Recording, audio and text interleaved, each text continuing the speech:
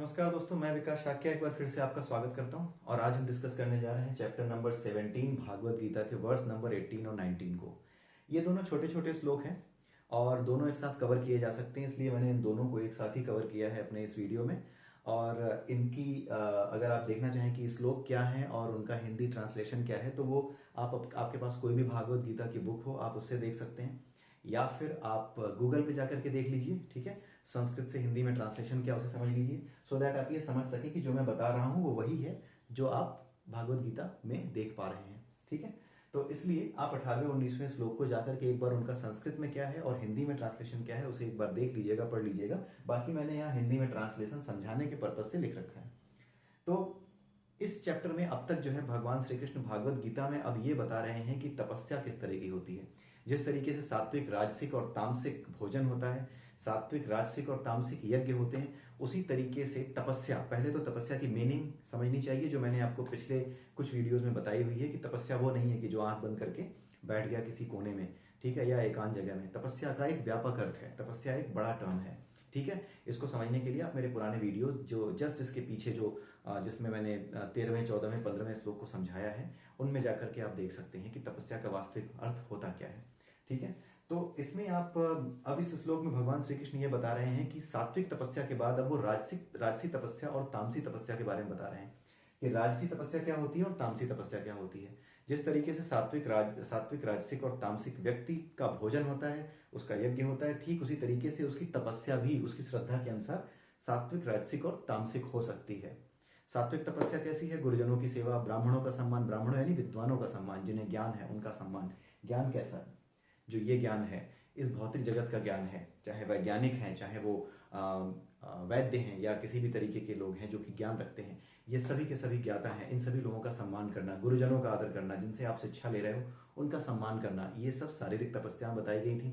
उसके अलावा पिछले वीडियोज अगर आप देखेंगे तो उसमें आपकी मानसिक तपस्या और वाणी की तपस्या इसके बारे में बताया गया था। अब यहाँ पे बता रहे हैं भगवान श्री कृष्ण की राजसी और तामसी जो व्यक्ति होते हैं उनकी तपस्या कैसी होती है, वो किस तरह की तपस्या करते हैं। आप देख लीजिए कि जो व्यक्ति राजसी होता है वो उसका स्वभाव कैसा होता है, इसके बारे में बहुत बार डिस्कस कर चुके हैं। जो राजसी व्यक्ति होता है वो रुपए, पैसे, धन दौलत, सुंदर स्त्री या सुंदर पति, या जो बड़े बड़े महल खड़े करने की जो जिनके ख्वाब होते हैं, ठीक है, यहाँ प्रॉपर्टी ली है, वहाँ प्रॉपर्टी ली है, वहाँ भी लेना है, यहाँ भी लेना है, अभी इसको भी संभालना है, जिंदगी भर जो भौतिक इच्छाओं के पीछे भागता रहता है, ये राजसी व्यक्ति होता है। ठीक है, राजसी व्यक्ति की तपस्या होती कैसी है उसके बारे में भगवान श्री कृष्ण 18वें श्लोक में बता रहे हैं कि जो व्यक्ति सम्मान पाने की इच्छा से, सत्कार पाने की इच्छा से, दंभ पूर्वक यानी लोगों को दिखाने के लिए कि देखो मेरे पास इतना कुछ है, दंभ, इस बात का दंभ होना कि मेरे पास इतना कुछ है, या फिर अपना सम्मान करवाने के लिए यानी अपनी पूजा करवाने के लिए। कुछ लोग ऐसे भी होते हैं जो अपनी ही पूजा करवाते हैं, ठीक है, कि भाई बहुत बड़े आदमी हैं, इनका सम्मान करने के लिए हम आएंगे। पूरी प्लानिंग होती है, ऐसा लगता है जैसे कि दूसरों ने उन्हें बुलाया, बल्कि इनकी पूरी प्लानिंग होती है कि थोड़ा हमारा प्रमोशन हो, मैं पहुंचूंगा, मेरी पूजा करना, समाज में 10 लोग देखेंगे ये बड़े सम्मानित आदमी हैं, इनके तो पैर धो के पिए जाते हैं। इस तरह की चीजें पहले बहुत ज्यादा होती थी, अब दूसरे तरीके से होती हैं, आपको पता भी नहीं चलता और हो जाती हैं। तो इस तरह की जो तपस्याएं या इस तरह की जो व्यवहार जो लोग प्रदर्शित करते हैं, जो इस तरह के लोग जिस तरह की तपस्या करते हैं कि भाई कहीं बैठ गए और इस तरह की तपस्या, इस तरह के मंत्रों या इस तरह की बातें जो किसी ने उन्हें बता दी, समझा दी कि अगर ऐसा करोगे, ये मंत्र बोलोगे, ये तपस्या करोगे या ये उपाय करोगे तो आपके पास ये जो चीज़ें हैं, जो आपका काम अटका हुआ है या जो भौतिक इच्छाएं जो आप पूरी नहीं कर पा रहे हो, गाड़ी नहीं आ पा रही, या नौकरी नहीं लग पा रही, या घर कहीं अटक गया, प्रॉपर्टी कहीं अटक गई है, तो वहां से आप आगे निकल जाओगे अगर आपने ये मंत्र पढ़ा या इस तरह की तपस्या की। तो अगर कोई व्यक्ति इन सभी इच्छाओं के साथ और भौतिक इच्छाओं के साथ किसी तरह की तपस्या करता है तो उसकी तपस्या राजसी तपस्या होती है। ऐसा व्यक्ति राजसी स्वभाव का होता है और इसकी तपस्या को राजसी तपस्या कहा जाता है।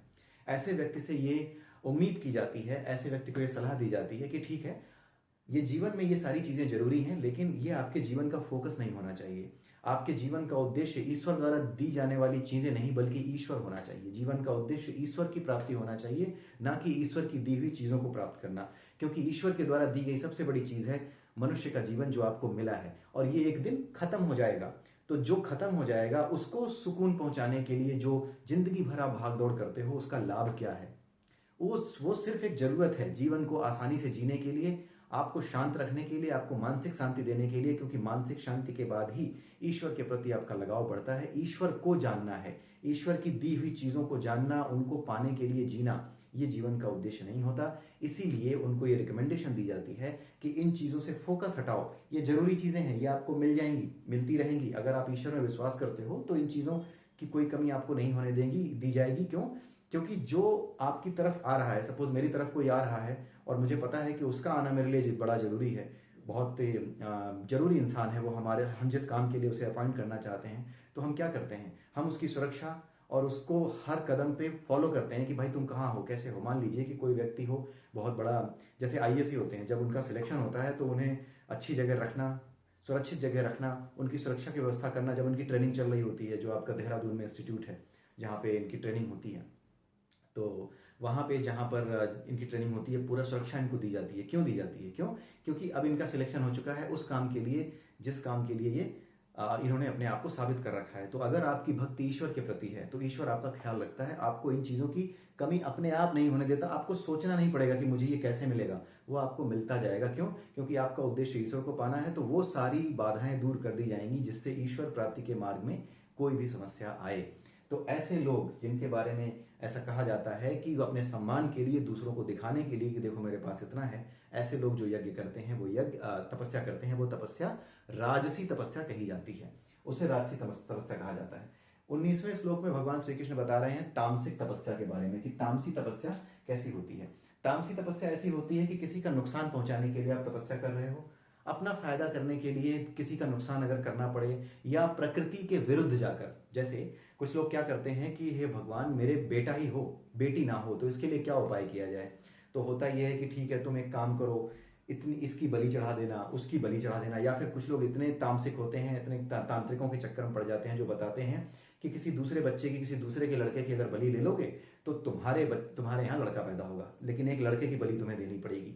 ठीक है? तो अब इस तरह की चीजें जो लोग करते हैं, ये छुप करके, ये जो आपराधिक तरीके से करते हैं, ये तपस्या तामसिक तपस्या है। कोई भी ऐसी तपस्या, सीधा सा फॉर्मूला याद रखिए, कोई भी ऐसी तपस्या जो इस उद्देश्य से की जाए कि प्रकृति के आप नियम तोड़ दें, आपकी इच्छा ये हो कि प्रकृति के नियम तोड़ दें। भाई लड़का होगा लड़की होगी, ये आपके हाथ में नहीं है, ये प्रकृति अपना काम अपने आप कर रही है। आपके यहाँ वही होगा जो प्रकृति ने तय कर रखा है, जो ईश्वर ने तय कर रखा है। प्रकृति यानी ईश्वर। प्रकृति क्या है? ईश्वर की अपरा शक्ति है, उसमें सारी चीजें अपने आप बनी हुई है, पूरी एक मशीनरी है, उस मशीनरी के अकॉर्डिंग सारा काम हो रहा है। तो उस मशीनरी के अकॉर्डिंग अगर आपके यहाँ लड़का होना है तो लड़का ही होगा, नहीं होना है तो लड़की होगी। ठीक है? लेकिन कुछ लोग क्या करते हैं, प्रकृति के इस नियम के विरुद्ध जाकर के संतोष ना रखते हुए, अपने अंदर संतोष ना रखते हुए, अपने आपको जो है कुछ साबित करने के लिए, या कि हमारे यहाँ लड़का हुआ है देखो, समाज को ये दिखाने के लिए। ठीक है? इस तरह के लोग क्या करते हैं, कई बार ऐसी उल जलूल हरकतें करते हैं कि कुछ तांत्रिकों के पास, या कुछ बदमाश जो होते हैं तांत्रिक, उनके पास पहुंच जाते हैं, ब्लैक मैजिक का सहारा लेते हैं। ठीक है? उनको कोई बता देता है कि किसी दूसरे के बच्चे की, 5 साल से छोटे बच्चे की बलि दे दोगे, या 10 साल से छोटे बच्चे की बलि दे दोगे तो तुम्हारे यहाँ लड़का पैदा होगा। इस तरह की बहुत सी घटनाएं अखबारों में आपने सुनी होगी, पढ़ी होगी। तो इस तरह की जो तपस्या करने के लिए तैयार रहते हैं लोग, वो तामसिक तपस्वी होते हैं, तामसिक रूप से तपस्या करने वाले होते हैं। ये समाज को ज्यादा से ज्यादा नुकसान पहुंचाते हैं। और तामसिक लोगों के बारे में आपने पढ़ा ही है कि तामसिक लोग ज्यादा से ज्यादा नीचे गिरते हैं और अंत में उनके उठने की कोई संभावना नहीं रहती, और फिर वो दुर्गति को प्राप्त होते हैं। और जिनके उठने की कोई संभावना नहीं रहती, उन्हें स्वयं ईश्वर अपनी शक्ति द्वारा नष्ट करते हैं। ठीक है? क्योंकि जो कॉन्सेप्ट होता है कि हाँ ईश्वर का अवतार क्यों होता है, कुछ ऐसे जीव हो जाते हैं, कुछ ऐसी आत्माएं हो जाती हैं जो इतना नीचे गिर जाती हैं, हमारे और आपके संभाले वो नहीं संभल सकती।